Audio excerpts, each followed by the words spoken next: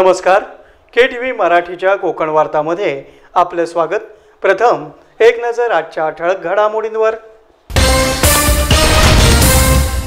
समृद्धी महामार्गाच्या धर्तीवर रेवस ते रेड्डी ग्रीनफील्ड एक्सप्रेसवे उभारण्याच्या दृष्टीने पाहणी सुरू। बांधकाम विभागाचे मुख्य अभियंता प्रकाश इंगोले यांनी दिली गुड न्यूज। माहिती अधिकाराखाली नागरिकांनी जागरूक राहून सामाजिक विकासाला हातभार लावणं काळाची गरज। विधी सेवा प्राधिकरणाचे सचिव आनंद सामंत यांनी केलं आवाहन। आणि पर्यावरण संरक्षणासाठी रत्नागिरी शहरात काढण्यात आलेल्या सायकल रॅलीला मिळाला उत्स्फूर्त प्रतिसाद। यानंतरच्या बातम्या अल्पशा विश्रांतीनंतर। समंदर की गोद में पला है तू, अंगड़ाई लेते ही लहरें शुरू। आज यौवन की मस्ती छोड़, ले चलता हूं तुझे एक नए मोड़। आजा तुझे माँ पुकारे अब, छेड़ देते हैं बीच से कुछ शरारत हंसी। गले लगा ले उसे ए फकीर, इंतजार कर रहा है तेरा तो। चल दे देते हैं उसे फसल की खूबसूरती तो।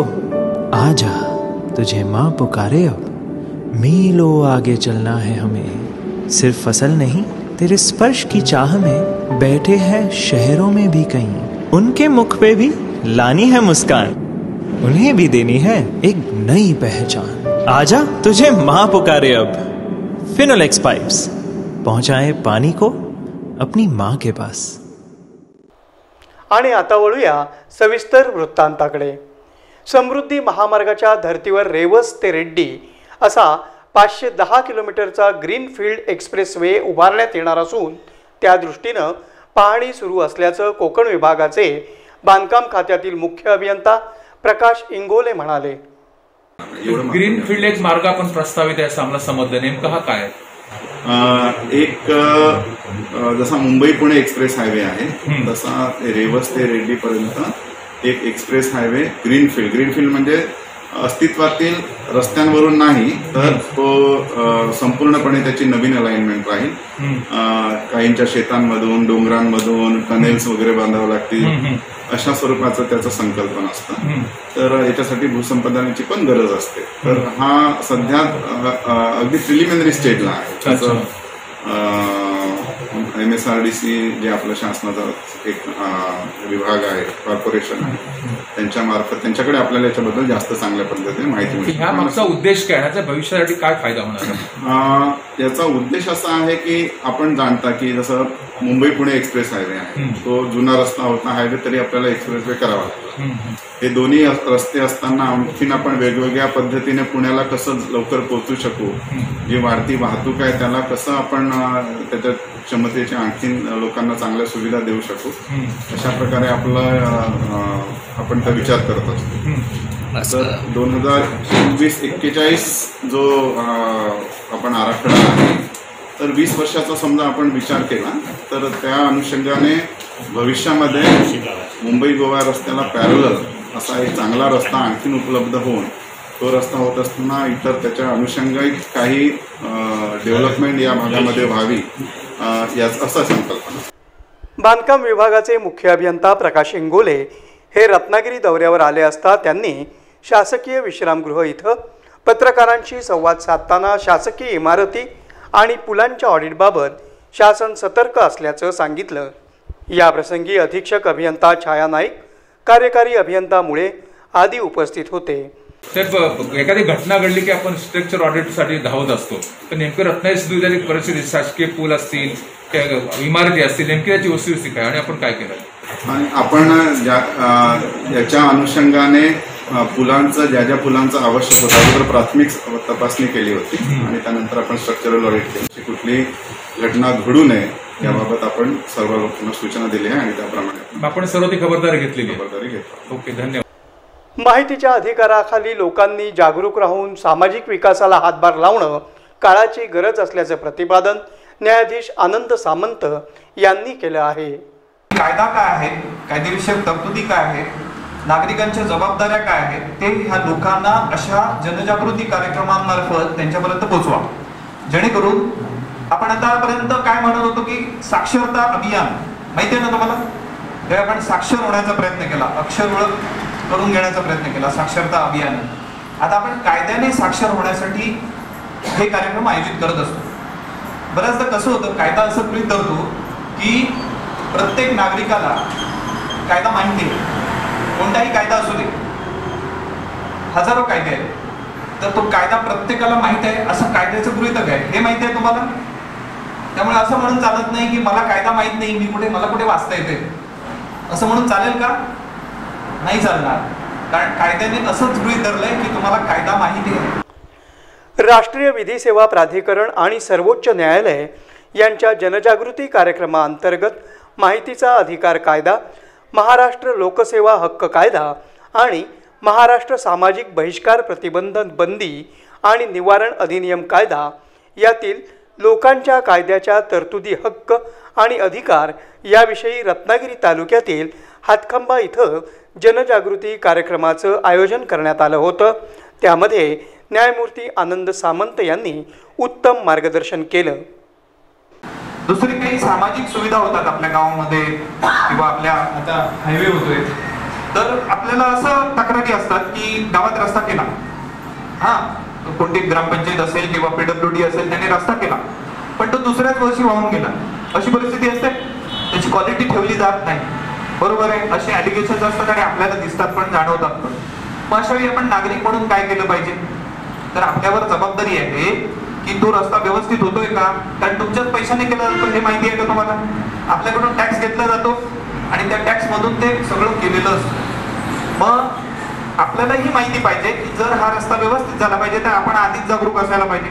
स्वतःचं घर बांधताना कसं लक्ष ठेवतो आपण की ते व्यवस्थित बांधकाम झालं पाहिजे, सिमेंटचा दर्जा चांगला असला पाहिजे, लाकूड सामान आहे ते व्यवस्थित असलं पाहिजे. मग ह्या ज्या गोष्टी आहेत त्या नागरिक म्हणून आपल्यावर काही जबाबदाऱ्या टाकलेल्या आहेत. समजा PWD आहे किंवा ग्रामपंचायत आहे, कोणी तुमचं बांधकाम करत असेल रस्त्याचं किंवा सार्वजनिक व्यवस्था करत असेल, एखादी इमारत बांधत असेल, तर त्यांना अर्ज देऊ शकता तुम्ही की हे जे बांधकाम करताय किंवा हा जो रस्ता करताय त्याचं एक सॅम्पल काढून आम्हाला माहितीच्या अधिकारात द्या. तो जो कायदा आहे ना त्याच्या खाली तुम्हाला सॅम्पल घेता येतं. आणि तुमचे जे काही गावामध्ये जे पुढे येऊन काम करणारे लोक असतात त्यांनी असं करायला हरकत नाही. मग ते सॅम्पल काढण्याचा अधिकार तुम्हाला राईट टू इन्फॉर्मेशन ऍक्ट खाली मिळू शकतो आणि ते सॅम्पल तुम्ही घेऊन त्याची तपासणी संबंधित गव्हर्नमेंट आणि परत खाजगी यंत्रणाकडे देऊ शकता तुम्ही. म्हणजे त्याची 3-4 सॅम्पल घ्यायचे, एक आपल्यासाठी, एक अधिकाऱ्यासाठी, एक शासकीय लॅबमध्ये पाठवण्यासाठी, एक आणि तुमच्या मर्जीने खाजगी जी असेल त्या लॅबमध्ये पाठवण्यासाठी घेऊ शकता. मग उद्या सकाळी त्याच्यात डिफेक्ट काय आढळला, रस्त्यामध्ये काही दर्जा कमी वापरलाय, तर तुम्हाला ताबडतोब त्याच्यावर ऍक्शन घ्यायला सांगता येऊ शकते की ह्याच्यामध्ये ह्याने दर्जा चांगला केलेला नाहीये, त्यामुळे त्याच्यावर नुकसान भरपाई द्या, त्याची बरोबर रस्ता व्यवस्थित करून द्या.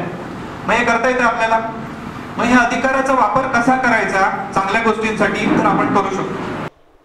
या प्रसंगी सहाय्यक पोलीस निरीक्षक आबासाहेब पाटील, जिल्हा परिषद सदस्य परशुराम कदम, माजी सरपंच विद्या भोंगले, पत्रकार जान्हवी पाटील आदी ग्रामस्थ मोठ्या संख्येनं उपस्थित होते. यावेळी माहितीचा अधिकार कायदा याविषयी चित्रफीत दाखवण्यात आली.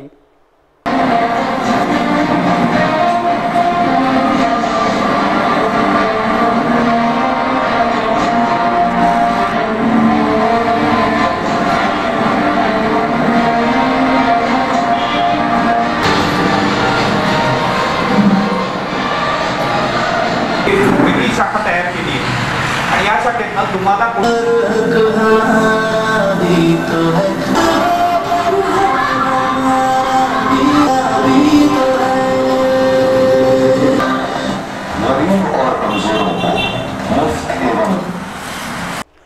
विधी सेवा प्राधिकरणाचे लेखापाल श्रीकांत जोशी यांनी आपले प्रास्ताविकपर विचार व्यक्त करताना कार्यक्रमाविषयी माहिती दिली. आपल्याकडे आज 2 महत्त्वाचे विषय आहेत. एक म्हणजे माहितीचा अधिकार. सर्वसामान्य माणसांना माहिती काय मिळते, प्रत्येक कार्यालयामध्ये जी काही कार्यपद्धती आहे त्याची माहिती प्रत्येकाला मिळणं अनिवार्य. ऍक्ट 2015 हाही कायदा राज्यपालांना, महाराष्ट्राच्या राज्यपालांना परिस्थितीनुरूप कायदा करावा लागला. त्या कायद्याचं रूपांतर 28 एप्रिल 2015 मध्ये महाराष्ट्र लोकसेवा हक्क अध्यादेश म्हणून प्रस्तावित झाला. उक्त अध्यादेशाचे राज्य विधिमंडळामध्ये अधिनियमात रूपांतर करून भारतीय गणराज्याच्या 66व्या वर्षी म्हणजे सन 2015 मध्ये हा अधिनियम तयार करण्यात आला. आणि माहितीचा अधिकार प्रत्येक सार्वजनिक प्राधिकरण कार्यालयामध्ये जे काही कामकाज चालतं त्याची पारदर्शकता आणि उत्तरदायित्व निर्माण करण्याकरता या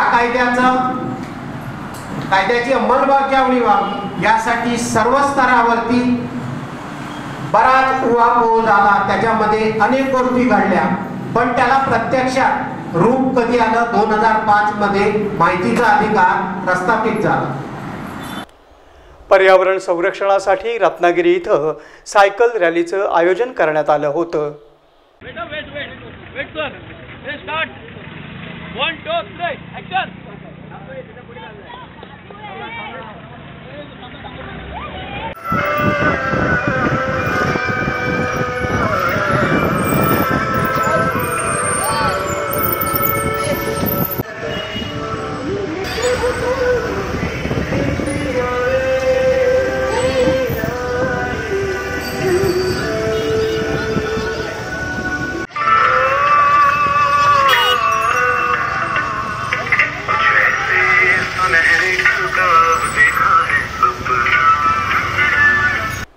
रत्नागिरी मजगाव मार्गावरील स्वरूप पेट्रोल पंपापासून सुरू झालेली ही cycle rally Salvi stop, Maruti Mandir ते पुन्हा पेट्रोल पंपापर्यंत येऊन समाप्त झाली.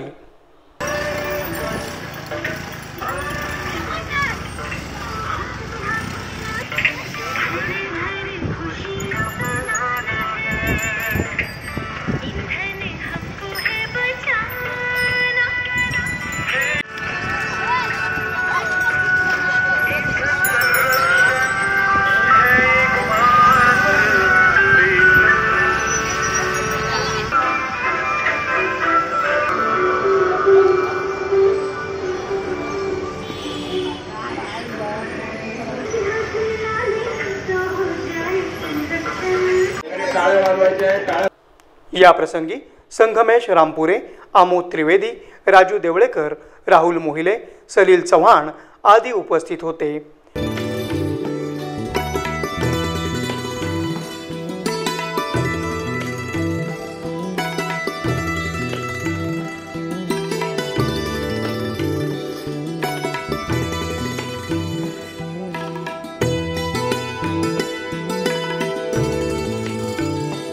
पेट्रोलियम संशोधन संघटनेतर्फे देशभर विविध कार्यक्रमांचं आयोजन केलं जाणार आहे आणि त्याचाच एक भाग म्हणून रत्नागिरी शहरात सायकल रॅलीचं आयोजन करण्यात आलं होतं.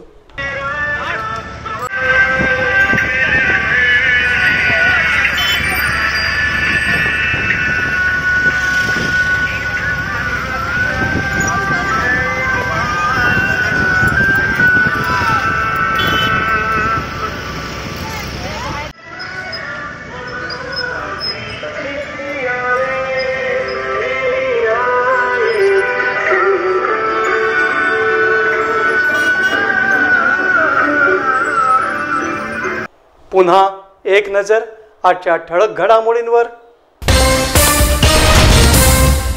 समृद्धी महामार्गाच्या धर्तीवर रेवस ते रेड्डी ग्रीनफील्ड एक्सप्रेसवे उभारण्याच्या दृष्टीनं पाहणी सुरू. बांधकाम विभागाचे मुख्य अभियंता प्रकाश इंगोले यांनी दिली गुड न्यूज. माहिती अधिकाराखाली नागरिकांनी जागरूक राहून सामाजिक विकासाला हातभार लावणं काळाची गरज. विधी सेवा प्राधिकरणाचे सचिव आनंद सामंत यांनी केलं आवाहन. आणि पर्यावरण संरक्षणासाठी रत्नागिरी शहरात काढण्यात आलेल्या सायकल रॅलीला मिळाला उत्स्फूर्त प्रतिसाद. याबरोबरच आजचं हे बातमीपत्र संपलं. पुन्हा भेटूया पुढील बातमीपत्रात. तोपर्यंत नमस्कार.